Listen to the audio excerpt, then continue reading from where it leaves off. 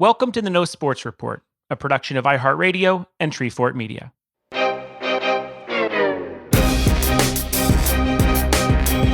My name is Jensen Karp, and I'm a sports fan. And I guess I like bowling? I don't know. I'm so deep into this quarantine now, everything outside of my house sounds fun. I average a 140 at best, but if you gave me the chance to rent a lane right now, I'd play for like 600 consecutive frames. Hell, anything even remotely close to sounding like sports, I'd be in. Archery, croquet, duck, duck, goose, whatever. I'm dying here. So I've been talking to athletes and sports industry professionals about what they're doing in quarantine, hoping to figure out if they miss competing as much as I miss watching it. This is the No Sports Report. When it comes to skateboarding, no matter what age you are, one name comes to mind. Lil Wayne. I'm kidding, it's Tony Hawk. I know people say someone is the Michael Jordan of their respective sport a lot, but Tony Hawk truly is the Michael Jordan of skateboarding. The entrepreneur and philanthropist built an empire around a sport he was vital in taking mainstream, putting the X Games on the map and signing endless sponsorship deals, including one that put his name on a video game that would not only change the gaming industry, but reportedly place his net worth above Larry Bird and Charles Barkley combined. He was the National Skateboarder of the Year 12 years in a row, a two-time X Games gold medalist, a winner of more than 70 events, the most in the history of the sport, and the first person in the world to ever land the coveted 900, still considered the most memorable feat in professional skating to this day. He's also the first and only person to ever skateboard on the grounds of the White House, which I don't see anyone doing again anytime soon. On this episode, I talked to Tony about the state of pandemic skateboarding, the upcoming return of Tony Hawk Pro Skater, and Little Cooper from Georgia and that FedEx guy. And some Police Academy 4 citizens on patrol talk for good measure. Excited to have a legend on today's No Sports Report.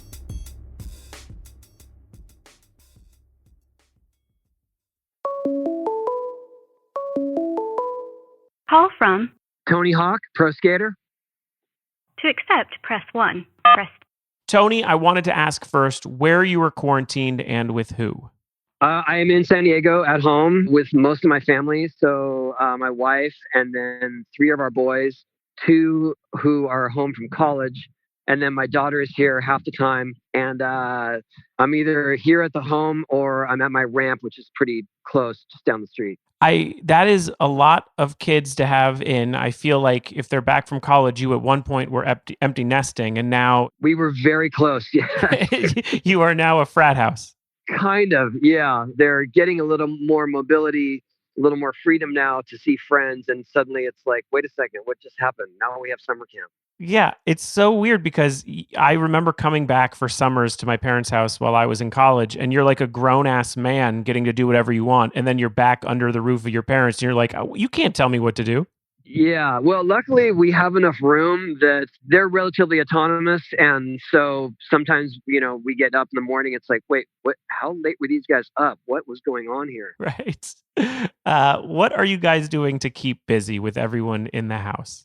Well, for the most part, skating, honestly. I usually am traveling quite a bit for what I do. Like I do exhibitions or I do charity work or I do speaking engagements, and all that obviously is on hiatus.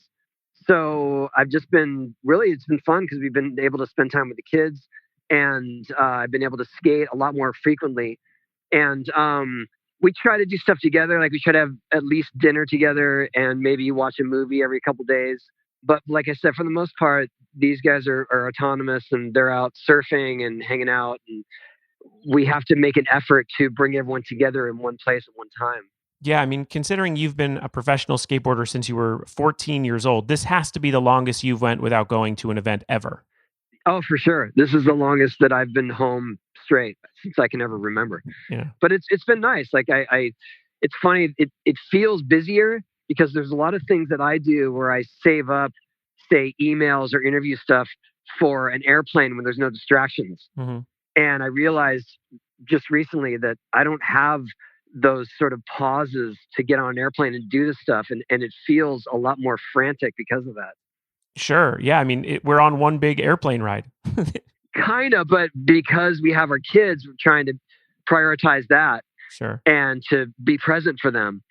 And, I realize that I am very lucky that my job doesn't require me going to a place of business, and that people are really challenged right now. And so I feel lucky that I still get to do what I love. Obviously, the income has shrank, but I wouldn't have it any other way. And I did see we've talked to a couple athletes over the span of this podcast that have celebrated a birthday while in quarantine. What did you do for this very strange year? We just had a day at home. The kids were here. My wife said, "Oh, someone wanted to talk to you," and brought me into a room where she basically had this surprise Zoom party Oh, with more faces and more people that I've ever seen on one call. That was really fun, super chaotic, kind of almost incomprehensible, and in a lot of ways impossible to communicate. yes. But it was fun to see all the faces looking at each other and just sort of laughing. Yeah, I can't imagine how we've been able to like have a Zoom call with more than two people ever. Right. So I would say this was about 40 at a time, hmm and people trying to actually talk to each other and have individual conversations. And it just was just noise. Yeah, absolutely. Well, we do have to talk about the one TV show that is still on the air. It's The Masked Singer. You were a participant this year as the elephant. I was a producer on the first season, so I know what you went through. Tell people how painful that costume was for you. You know what? I was kind of lucky that my costume was a little more mobile than the other ones. The only part that was difficult was that I had to wear a helmet. Luckily, I wore my own skate helmet, but I had to get it really tight on my head. And then the mask was built around it. So by the end of the first take, I had kind of a headache. I that is actually, to be honest, that is kind of lucky because we thought in season one, we thought we killed Terry Bradshaw at one point. Like he wasn't moving backstage. We figured out he was asleep. Not a joke, by the way. But you did have it easy if that's the most you faced. In the people don't know those things are constrictive. Yeah, it was really heavy, and it's weird to when you rehearse because you rehearse with such freedom, and so we're doing all these wild moves and stuff, and then when I finally got the mask on, I realized that I have about 50% of the mobility that I did when I was actually practicing these dances, and it really changed how I could do it and how I could sing because I had to sort of fit the microphone way under the mask and hold it in a certain place to get the sound. And it just, it changed the whole dynamic. But I had a blast. It was fun. I can't complain. Was that just another example of Tony Hawk just challenging himself to do something new? Yeah, it was way beyond my comfort zone, but I thought, why not? It was a fun idea. I sincerely had hoped that I would be out by maybe the second song Yeah. because I didn't know how many more I had in me. And so it was a little disappointing to be the first out of my group, but at the same time, I didn't expect to go much further. So it was fun. Well, kudos to you. Have you been able to keep in touch with skaters, the other guys from the Birdhouse teams? Sure. Yeah, we have a big group chat going on. And actually, one of our skaters, Clive Dixon, he was in the X Games Real Street event. So that's an event where you submit a video of real street skating. And I think that's kind of the only part of X Games that's happening right now. Mm-hmm. And he ended up winning the fan favorite. So there was a lot of celebration going on in the Birdhouse group chat. Yeah, he's killing it. I assume he's going to be skater of the year, but I was wondering if maybe in the group chat Jaws is admitting to like baking his own bread or whatever. Jaws is an enigma.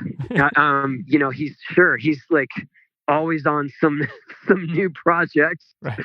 And playing the mouth harp and making his own food and he's still out there skating quite a bit. So he hasn't given up that. Yeah, like have you seen skaters adapting on social media during quarantine? Like is there anything you're seeing that's innovative because of the restrictions we have from the pandemic? Well, I've definitely seen people making use of their house in ways that I never imagined and ways that either puts them at risk or damages their own property, but it's really creative and it's fun to watch. I am surprised that I haven't seen more footage of people out skating schoolyards and stuff like that because at its core, that's what skaters do. They hop fences and they go skate. And now, of any other time, is that stuff more available? But I think that the risk factor of getting caught is a lot more now. Yeah, there's a kid. This is for reals. There's a kid who is down the street from us, and he is hopping the fence of the elementary school near us, and he's just playing lacrosse against a wall. And I was like, that seems like you could do that anywhere, kid. Right. Yeah. Well, maybe it makes him feel like a rebel. Maybe. COVID-19 has postponed the Olympics, which was going to be the first time skateboarding was included as an event. I know it's somewhat controversial within the genre, but what is your opinion on its inclusion?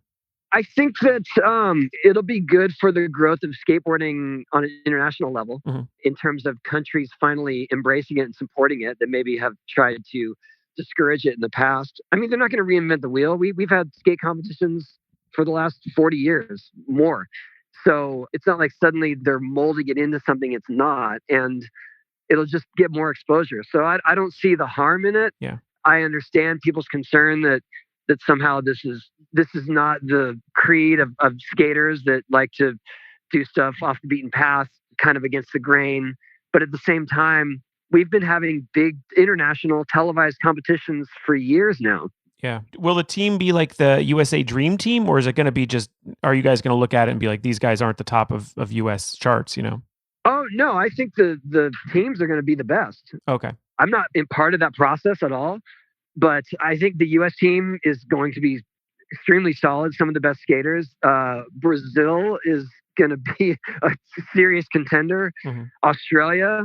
Um, we will have a dream team, but doesn't mean that we're going to dominate. Oh, amazing. Well, speaking of dreams, you made a lot of kids' dreams come true during the quarantine with one of the biggest announcements in video game history, it seems like, the return of Tony Hawk Pro Skater. Did you expect that kind of response? I had high hopes. I got to admit, but I didn't expect it to be such a phenomenon. No. I thought there would be a lot of reminiscing and sort of retro nostalgia, Mhm. but it seems like there's a generation of people that was their go-to video game, and they are still gamers. Yeah. So they're just as excited for this new release. And I think the more exciting thing to me is that it's going to introduce our franchise to a whole new generation. Absolutely. It is a remastering of the first and second games. I thought the coolest thing when I was reading through this, you took all the original skaters, but you are now putting them in their present day ages. So it's not like they'll be what they were in 99. This is now them in 2020. Right. But also a lot of that's because they all mostly still skate. Yeah. And so it's not like someone has retired and gotten way out of shape, and then that's the that's the version of themselves we're putting in there. That everyone is still active, healthy, and I thought they should be presented the way that they are and be proud of it. I think, including myself. Yeah. No, it's cool. I mean, I would look like a narc. I'd be like holding the board, like, hello, fellow kids. Like I feel like I come off, I would want me to look younger because I'm like, that's when I was cool. You guys all are cool even now. Oh well, thank you. Yeah. Jack Black was in the announcement video. Does this mean he's in the game? No, but you know what? He has been a huge fan of the series Mhm. from way back. So he was genuinely excited to know about this happening. And it was funny. I planted the seed with him because I had done a video with him at his house last year. And while we were there, I had to whisper to him, hey, we are actually working on remastering the first games. And he's like, I have to break that news. You have to give that to Jablinski.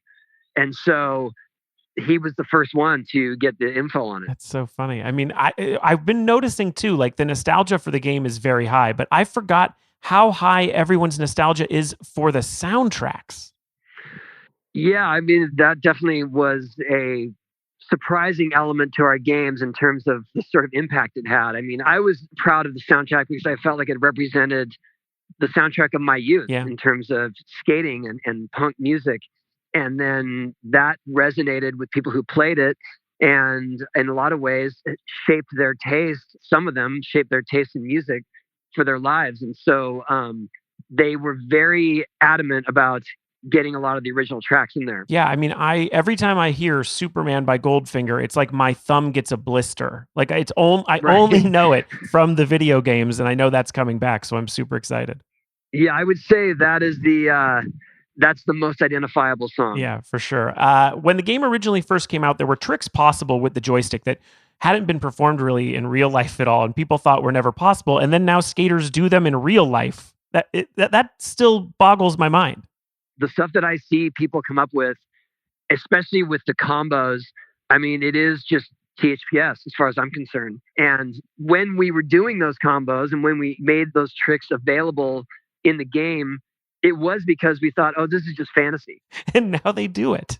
And now they do it. Yeah. Did you approach the remastering with that in mind too? Are there new tricks in the game that maybe we'll see in the streets down the road? I think potentially always. Yes. Mm-hmm. That's cool. I'm down. I mean, I'm playing this no matter what, but this is going to be one of those everyone downloads on day one kind of thing. And I get it. The nostalgia. This is my entire college life, so I'm thrilled. Oh well, hey, I'm so thankful that people have such a fondness for our series that they want to see it come back. Yeah. I'm thankful that Activision was agreeable to try and remaster it, and that they put Vicarious Visions on. I mean, that really was the clinch. Is that when Vicarious Visions got a hold of it, they have such respect for the original series, and to keep it feeling the same and the authenticity, and it was just the right partnership. Yeah, you don't see them calling Tony La Russa to bring back Tony La Russa baseball. This is a classic game with Tony Hawk. And I know there was a documentary that was going around festivals before COVID about the game. Are we going to be able to see that soon? I believe so. I think they got a distribution deal. I am not directly connected with that either, which is sort of hard for people to understand. Yeah. Because it was made by one of the guys who was on the development team. Oh, wow. So he was definitely qualified to tell the story. And I heard they just got a distribution deal. I don't know where it's going to end up, but I hope that people get to see it. I mean, when you first signed on to this game, I mean, you became a bit of a John Madden, which is like you are 100% the face of video games for skateboarding, same way Madden is for football. Like, did you ever think it could have been a phenomenon? No, I really thought that the game was going to be embraced by skaters and maybe inspire them to go buy a PlayStation. Mm-hmm.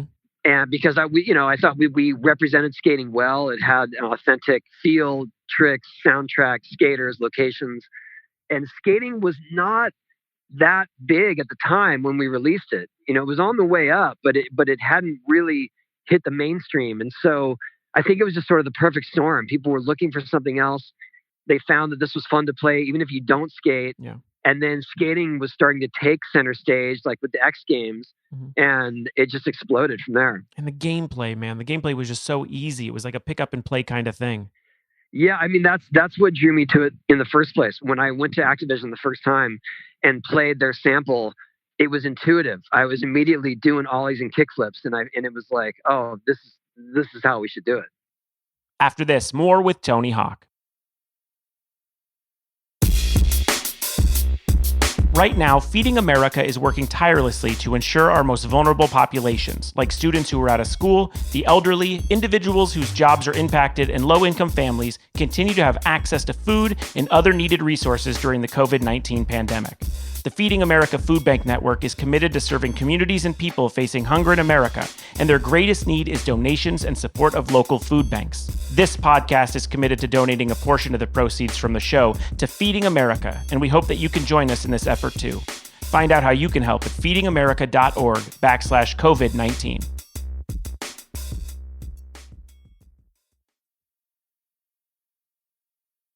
Now, here's the rest of my chat with the legend, Tony Hawk. One thing that you have really gravitated towards during quarantine is charity. You normally do a ton of philanthropy, but you've really turned it up over the past 6 months. Let's talk about what Foot the Bill is. Foot the Bill is a Vans Shoes initiative where they're trying to help any of the skate shops or businesses that are related to skating stay in business through these lean times. And so a lot of skate shops were shuttered. And so what they did was they would do a unique design for that skate shop. And if you bought that shoe, then the proceeds would go to the shop. Oh, wow. And I got to nominate a skate shop here in San Diego called Witt's Carlsbad Pipelines, who was actually my first skate shop sponsor. Oh, wow. So they used a picture of me from the 80s with a Witt's Carlsbad Pipeline sticker on my board that I used to always run on my tail. That is very cool. And they're still in business as far as I can tell. And I think they're going to be open for legitimate business here in the coming weeks. So I was thankful to be able to help. That's very cool. I mean, you are new to the Vans family a bit, correct? I am, yes. Just last couple months. And are you planning on having your own shoe at Vans, like a Tony Hawk signature? Not at the time, no. But I'm open for discussion. All right. Listen, I look at you as I say he turned a video game into a phenomenon. I'm saying you get your own Air Hawk. Like I see it as a possible Jordan move, after watching The Last Dance. You know what? I'm happy just wearing the old school high tops too. I mean, those are the first skate shoes I really had as a kid. So it's funny when I put them on, it really sent me back to that time, and I got used to them right away. And it would be amiss of us to not talk about Cooper from Georgia. When we are having this conversation, you are a day out of trending on Twitter and all sorts of Facebook posts about this FedEx guy. For people who didn't see it, a FedEx guy posted a video about an 8 or 9 year old kid who ran up to his truck and said, "Listen, I need you to send something for me." He brings back a beaten up skateboard that just says "To Tony Hawk." He doesn't have a box or any sort of postage. So this guy posts it on, I guess it's at that point Instagram, TikTok. on TikTok, and it gets to you. And what happens then? So a lot of people, I have a TikTok account, but I haven't been using it recently. And people were tagging me in different social media platforms saying, "Hey, you got to see this TikTok, get us this TikTok." So I went over there and saw what Mikhail, the FedEx driver, had posted. And I just thought, oh, that's very cool. And so I posted a reply like, "Hey, Cooper, thanks a lot for the skateboard. I'd like to send you mine." And that just exploded. So I actually, just a half an hour ago, was on a Zoom call with him and his family. Oh man. And he was showing me his whole skateboard collection. He was showing me his pets. It was very cool. I mean, it's so funny because social media can do so much garbage damage, and then you hear a story like Cooper from Georgia, and you're like, "This is the best time in American history." It was pretty cool. It was funny. There was a reality base to it, though, where Mikhail sent me a message on TikTok when he finally saw my reply. And he said, "Yeah, I can send it, but I need your FedEx number." So cute. I guess I thought about this when I read the story too. Like, you are like a Santa Claus in a way that you must have so many requests to do things, to appear at places, to get involved in things like this with Cooper. Like, how are you able to really just work through them? It's just more prioritizing. Mhm.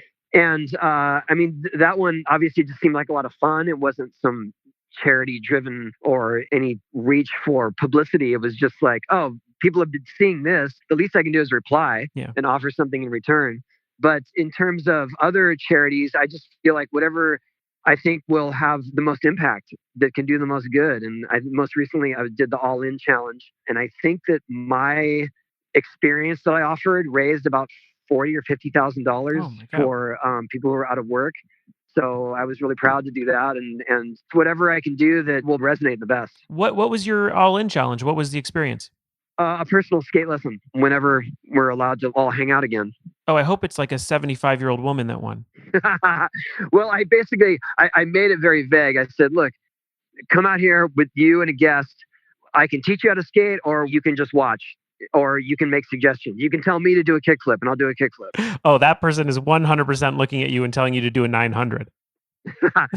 Yeah, well, I guess I'll have to make some limitations then. That video too weirdly got back on the internet this week of you doing a 900 at what age? 48. Yeah, like that had another life. You have so many viral moments from your career, but they keep popping back up.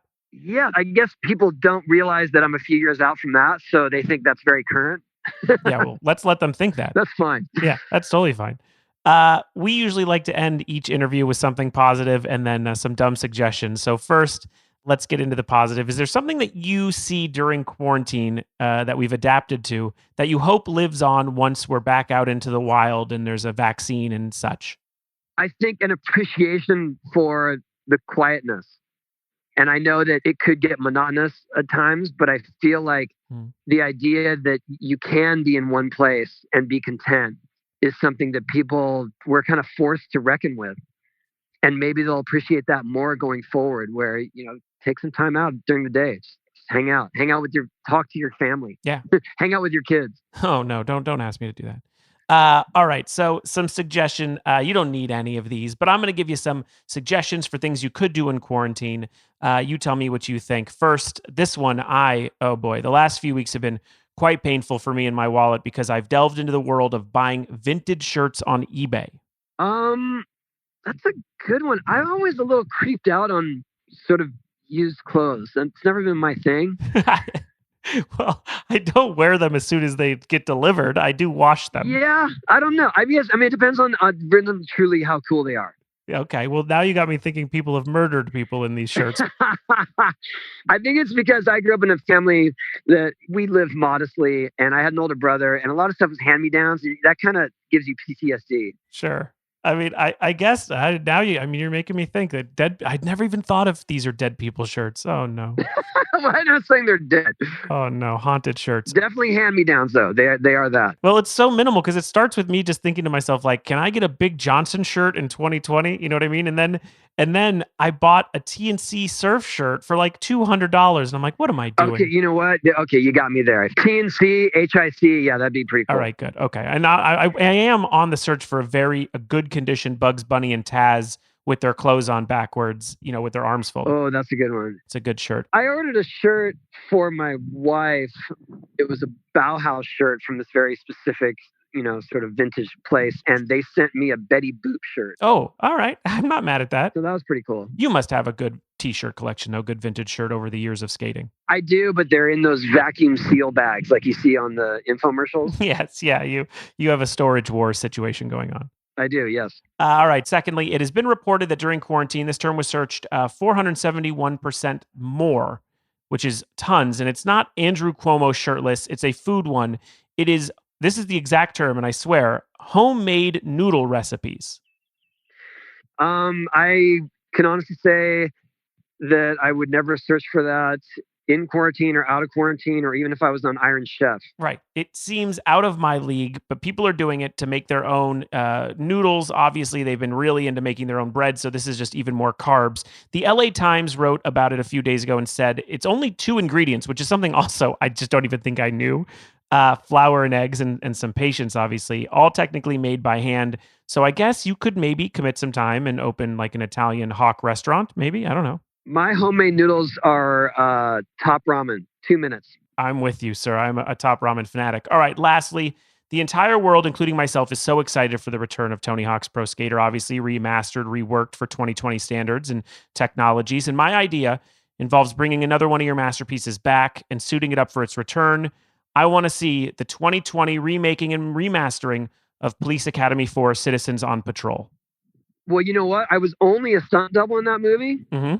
So you're going to have to see if David Spade will agree to be in it, and then I can double him again. Well, that was the thing. By the way, young David Spade in Citizens on Patrol, which is technically Tony Hawk while skating, is a pretty good portrayal of a skater. He was a skater. Yeah. He got hired for that, not only because he was a comedian, but because he was genuinely a skater. Oh, was he good? Yeah, he was all right. Like he could skate pools and things like that. So he walked the walk for sure. But I don't know if you know this, but the backstory of that is that from the time I got hired to do the Police Academy to the time we shot, I went through a growth spurt. And so when I finally got to Toronto where we shot at, I was already much taller than David. Yeah. And so after a week of filming, they fired me. No way, because he's shorter than me. He's probably what, like 5'5", 5'6". You are how tall? Well, I'm 6'3" now, but I was just starting to grow then. Oh no. But you had already been in like Thrashing and Gleaming the Cube. You were already in a bunch of stuff. Sure, but I was being hired as a stunt double. Right. And so at some point they were watching the dailies, and I remember the director, he didn't know I was in the room, director yelling like, okay, that guy's a good skater. He is a terrible stunt double. Right. This is also, they hired, it's like putting Michael Jordan in his Teen Wolf during the basketball scenes. It's like they really went all out.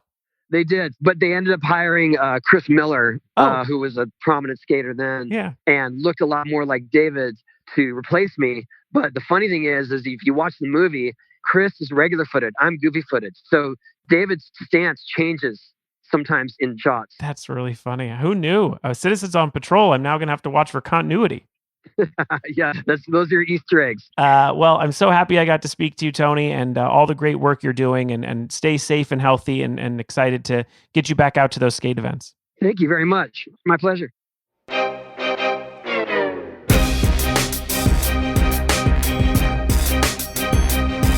The No Sports Report is produced and distributed by Treefort Media.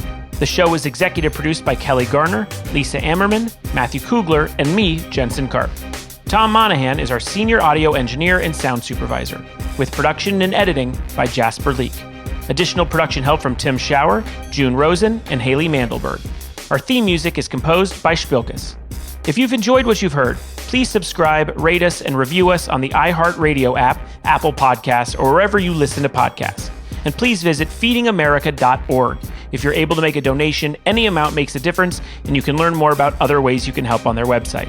For more information on the No Sports Report, links to the socials, and for show transcripts for our hearing impaired listeners, go to treefort.fm. Be safe and be well. The No Sports Report is a production of iHeartRadio and Treefort Media. For more podcasts from iHeartRadio, visit the iHeartRadio app, Apple Podcasts, or wherever you listen to your favorite shows.